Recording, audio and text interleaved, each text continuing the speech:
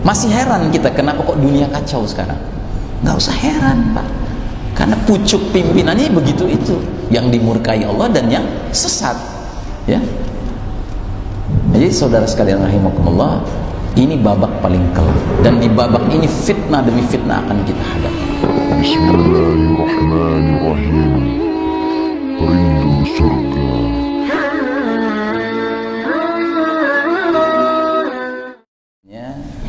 Welcome to reality. Selamat datang kepada kenyataan bahwa saya, Anda, kita semua yang duduk di sini adalah umat Nabi Muhammad SAW yang sedang menyaksikan bangsa Arab berlomba membangun gedung-gedung tinggi, yang berarti dunia sudah mendekati kiamat, ya.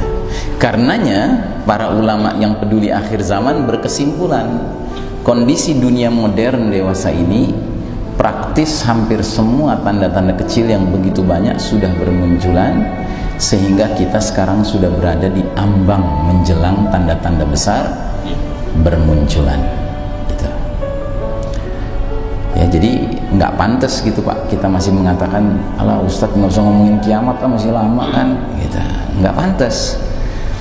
Kita ini umat akhir zaman, ya. Kemudian hadis kedua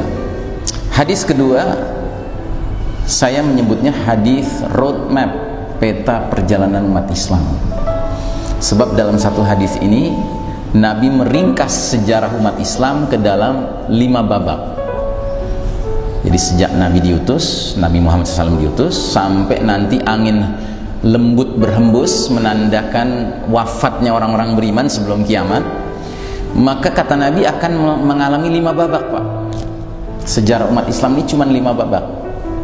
Dan kita yang hidup sekarang sudah di babak keberapa, Pak? Ada yang tahu? Babak keempat. Bayangkan. Jadi kalau seandainya Bapak ada dengar atau nonton iklan film bagus gitu, saking bagusnya Anda tertarik, Anda beli tiketnya untuk nonton. Film ini ternyata 5 babak isinya. Tetapi karena kurang perhitungan, Jakarta macet makin hebat, sampai di bioskop film sudah keburu mulai. Daripada angus tiketnya kan, masuklah dengan istri nonton malam minggu itu. Ternyata begitu duduk di dalam bioskop yang sedang ditayangkan babak keempat, hitungannya datang di awal film, di tengah film, menjelang akhir film. Menjelang akhir film, ya. Nah, jadi bayangkan, sejarah umat Islam cuma terdiri dari 5 babak, kita sudah berada di babak keempat. Sehingga benarlah firman Allah yang mengatakan la'alla sa'ata takunu qaribah, boleh jadi kiamat sudah dekat. Mari kita lihat hadisnya. Pertama kata Nabi, kalian akan mengalami babak an-nubuwah, kenabian, selama masa yang Allah kehendaki. Kemudian ketika Allah berkehendak, babak itu pun berlalu. Jadi babak kenabian itu sudah berlalu, tidak berlangsung lama. Nabi diangkat jadi Nabi usia 40, wafat usia 63. Berarti babak kenabian hanya berlangsung 23 tahun, ya, tidak lama. Kemudian kata Nabi datang babak kedua yang disebut dengan babak khilafatun ala minhajin nubuwah, babak kekhalifahan yang mengikuti metode kenabian dalam kepemimpinannya. Selama masa yang Allah kehendaki, kemudian ketika Allah berkehendak, babak itu pun berlalu. Dalam catatan sejarah, babak kedua ini ditandai dengan umat memiliki para pemimpin yang terbaik setelah Nabi wafat. Mereka dijuluki Khulafaur Rasyidin, para khalifah yang lurus, yang adil, yang bijaksana, yang nyunnah, yang istiqamah kepemimpinannya. Dan waktu Nabi hidup, Nabi pernah mengatakan, bila aku wafat akan muncul al-khulafa'u 30 aman, para khalifah 30 tahun, wa ba'da dzalika al-muluk, sesudah itu kerajaan-kerajaan. Jadi babak kekhalifahannya mengikuti metode kenabian tidak berlangsung lama, cuma 30 tahun.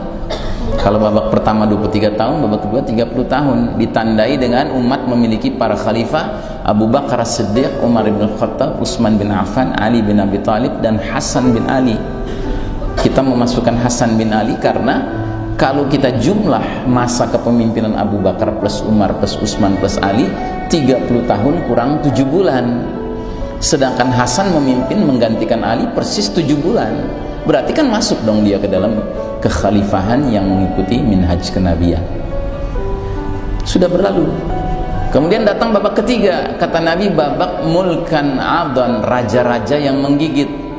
Selama masa yang Allah kehendaki, kemudian ketika Allah berkehendak, babak ketiga ini pun berlalu.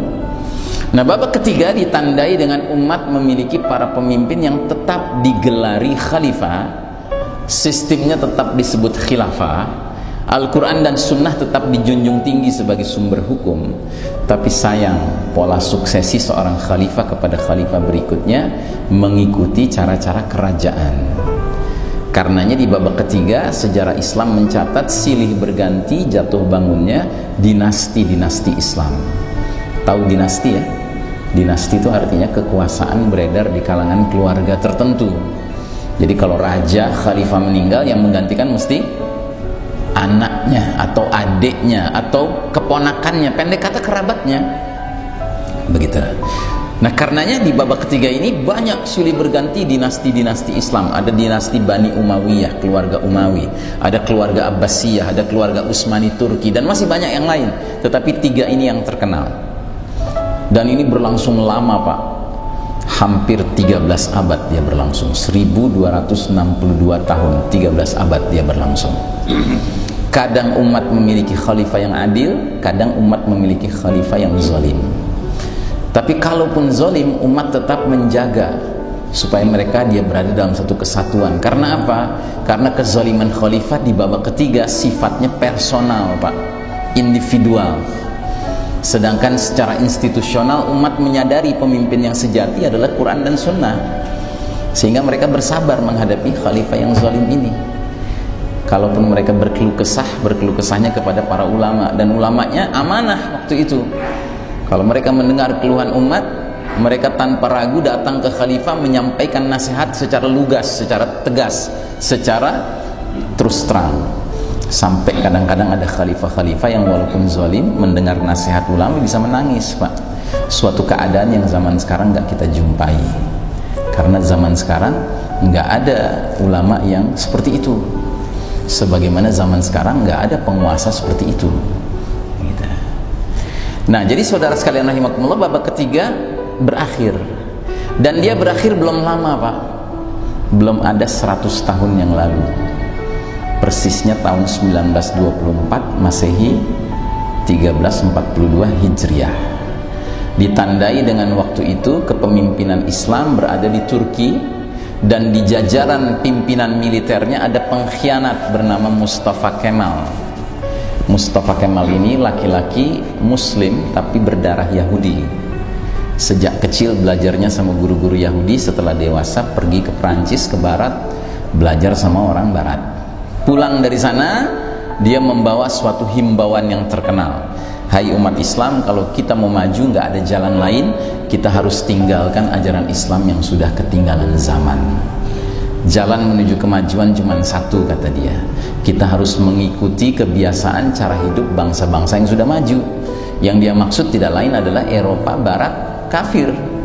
Karenanya si Mustafa ini mengeluarkan keputusan yang sangat fundamental menyesatkannya. Apa itu?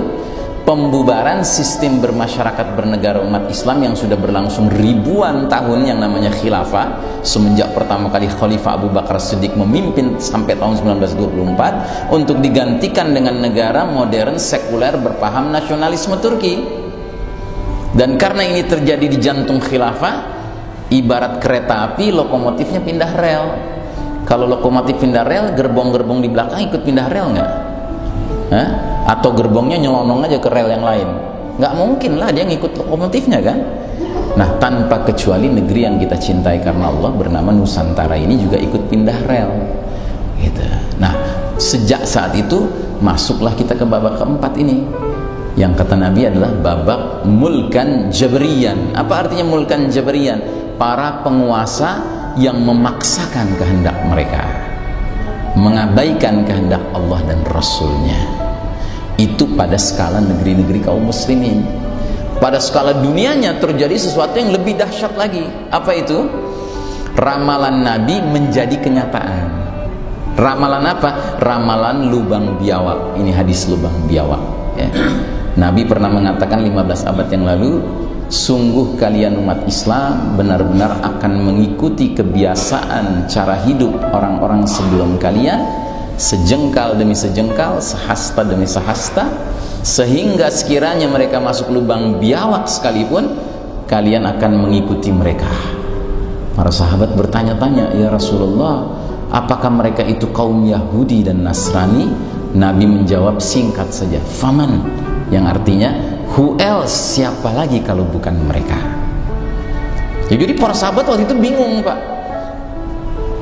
Bingung bukan karena nggak percaya sama Nabi, tapi karena percaya. Mereka yakin Nabi nggak pernah bohong. Tapi yang bikin mereka heran, kok bisa ya suatu ketika di akhir zaman umat Islam ngekornya sama Yahudi dan Nasrani?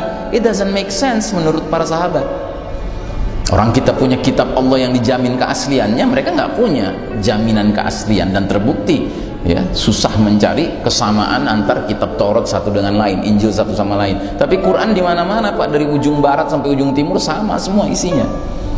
Nah, jadi saudara sekalian rahimakumullah, hadis ini menjadi kenyataan begitu kita meninggalkan babak ketiga, ya masuk babak keempat, Allah cabut hak kepemimpinan dunia dari tangan Islam dan kaum muslimin yang sudah berlangsung ribuan tahun untuk Allah serahkan ke pihak barat, Eropa dan Amerika, yang tidak lain adalah masyarakat Yahudi Nasrani.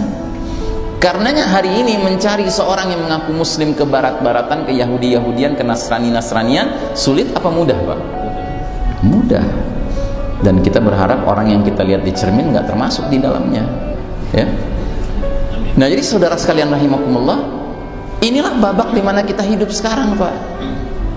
Ini babak paling kelam dalam sejarah umat Islam. This is the darkest chapter of the Islamic history. Dan ini babak di mana umat Islam babak belur. Itu realita. Dan realita ini sejalan dengan ayat. Ayat yang mana? Ayat ini. Allah berfirman, "Wa tilkal ayyamu nudawiluha bainan nas." Dan masa kejayaan dan kehancuran suatu umat kami pergilirkan di antara manusia agar mereka mendapat pelajaran. Jadi kita umat Islam, orang-orang beriman ini tidak boleh menganggap karena kita beriman, Pak, lalu di dunia ini wajib menang terus. Tidak ada ceritanya, Pak. Dunia ini tempat di mana kadang kita menang, kadang kita kalah. Kadang kita sehat, kadang kita sakit, kadang kita lapang, kadang kita sempit, kadang kita bahagia, kadang kita sedih. Inilah dunia. Dunia beda dengan akhirat, Pak. Kalau di akhirat nanti semua tetap.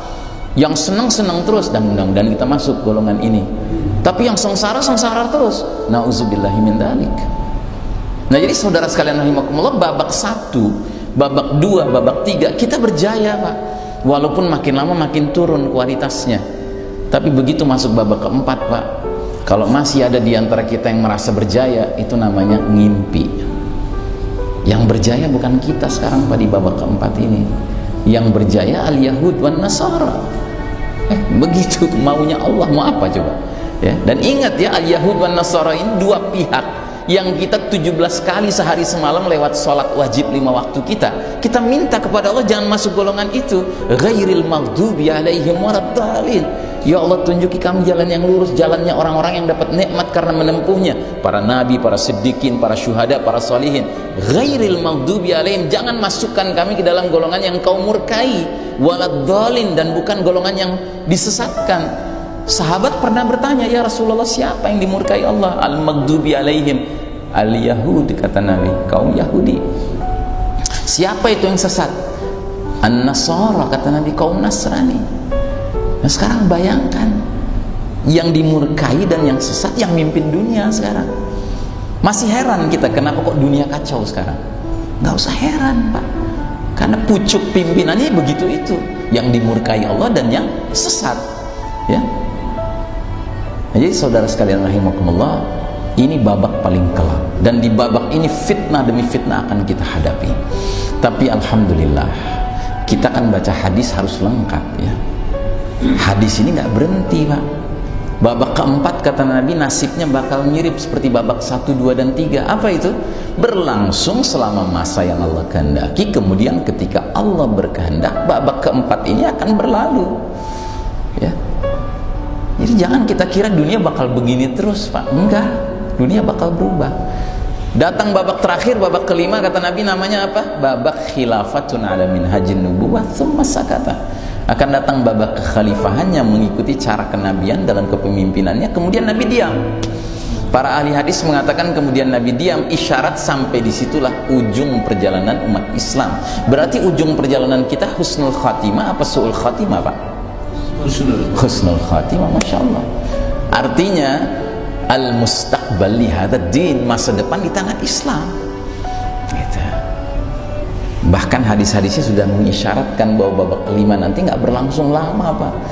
Paling lama 9 tahun. Loh, kenapa kok kemenangan kita sebentar banget? Karena Allah ingin mengajarkan kepada kita kemenangan yang sejati bukan di dunia, di akhirat.